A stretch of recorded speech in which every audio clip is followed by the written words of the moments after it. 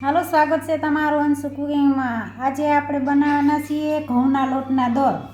ઘઉંના લોટના દર બનાવવા માટે એક વાટકો કરકરો ઘઉંનો લોટ લીધો છે, જે આપણે લાપસી માટેનું જેવી રીતના આપણે દરાવતા હોય તેવો લોટ લીધો છે। પછી એક વાટકી ખાંડ લીધી છે નાની, પછી દૂધ લીધું છે અડધી વાટકી જેટલું, પછી ઘી લીધું છે અડધી વાટકી જેટલું।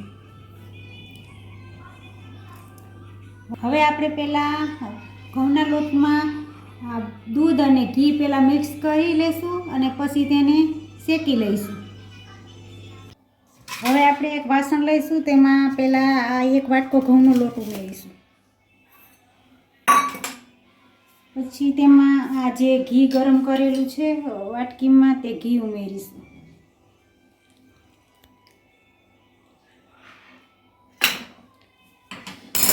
હવે તેમાં દૂધ ઉમેરીશું।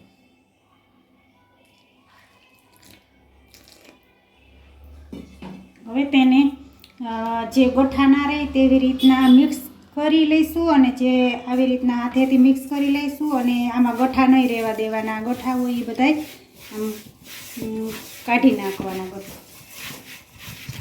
હવે આવી રીતે હાથેથી આમ જે ગઠ્ઠા થઈ ગયા હોય તે ભાંગી નાખવાના ગઠ્ઠા। ધીમે તાપે લોટને શેકી લઈશું। ગેસની આંચ ધીમી રાખીશું।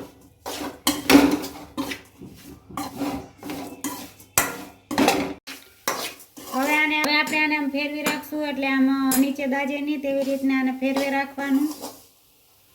હવે આપણે આને નીચે દાજે નહીં તેવી રીતના આને ફેરવી રાખ્યા હતા અને હવે આ છે ને એકદમ બ્રાઉન રંગનો થઈ ગયો છે અને આ શેકાઈને તૈયાર થઈ ગયો છે લોટ। તો હવે આપણે આને એક વાસણમાં કાઢી લઈશું।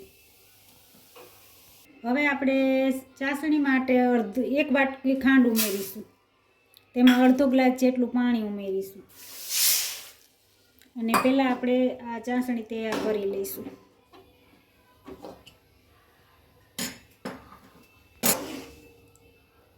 હવે આપણે આને આવી રીતના ફેરવે રાખશું અને દોઢ તારની ચાસણી આવી જાય પછી તે લોટને મિક્સ કરી દઈશું।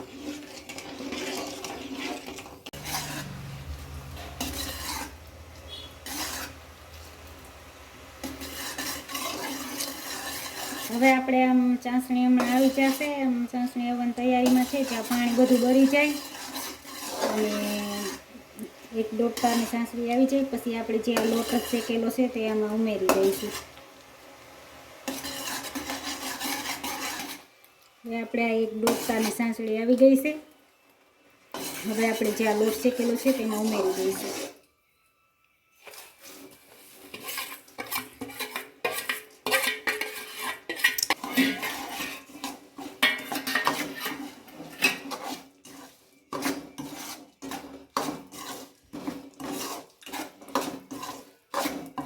હવે એક વાસણમાં તેને કાઢી લઈશું।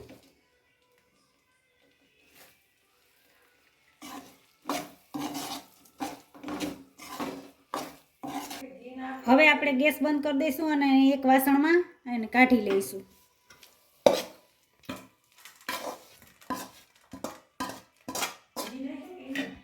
હવે આને અડધોથી 1 કલાક જેટલું ઠંડુ થવા દઈશું, પછી તેનો ઢેફલી બનાવી લઈશું। તો તૈયાર છે આપણે આ ઘઉંના લોટના દર। તો તમે પણ આવી વાનગી આસાનીથી ઘરે બનાવી શકો છો। તો આવી જ અવનવી વાનગી જોવા માટે અંશુ કુકિંગને લાઈક કરો, શેર કરો અને સબસ્ક્રાઈબ કરો। ધન્યવાદ।